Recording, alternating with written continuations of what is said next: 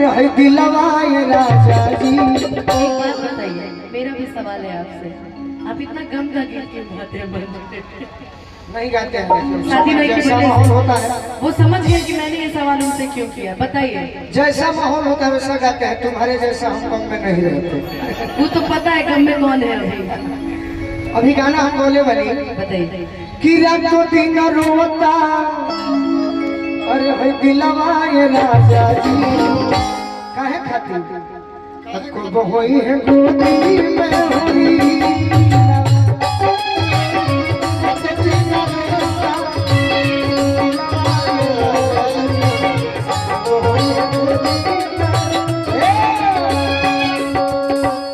ये हमारा संतोष यादव जी गुमला में फौज के जवान बनो, नाम के चिन्हेला जे रिश्ता निभावल जानेला, तारा के एगो सीख देव जरूर।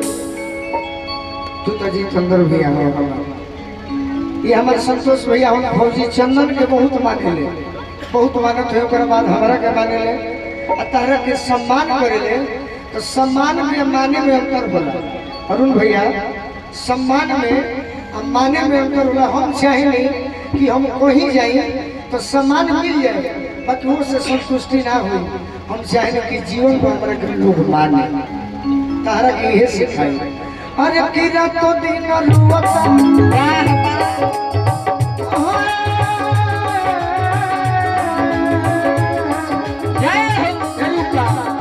क्या बात है, रातों दिन रुआता दिलवा ये राजा जी।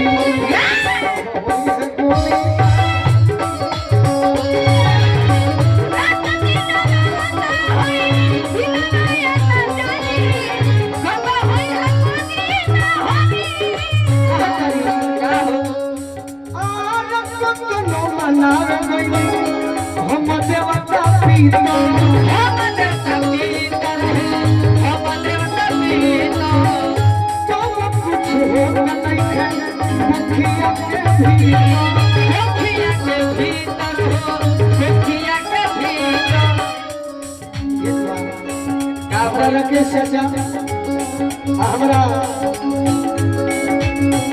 अंजलि जीजा जी बनी, जब हम दिल्ली गए थी तो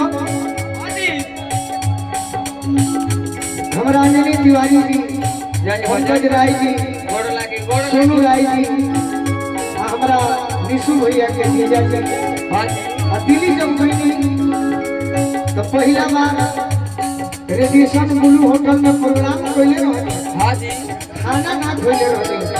हमारा अंजलि जीजा जी बड़ी इज्जत कैली, वही हमारा सतीश पांडे भैया रहे, जितेंद्र भैया। मंच के माध्यम से बहुत सारा धन्यवाद।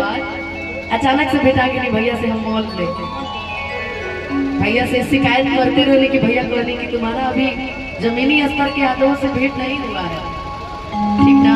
अब वही दिन हमरा के कहने कि सुनो, जब विनोद को भाई बोल दी हो तो जीवन में एक चीज याद रखना कि हमारा रहते बोल रे बगली कवना बात के चिंता बा,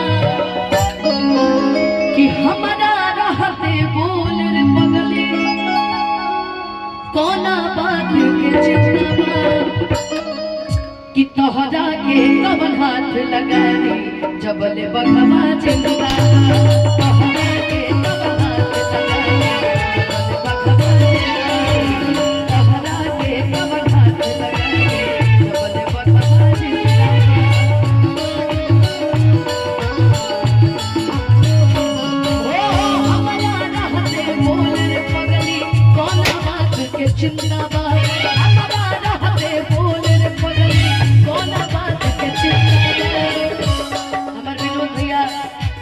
उपस्थित हो रहल बानी, भैया के बहुत बहुत स्वागत अभिनंदन।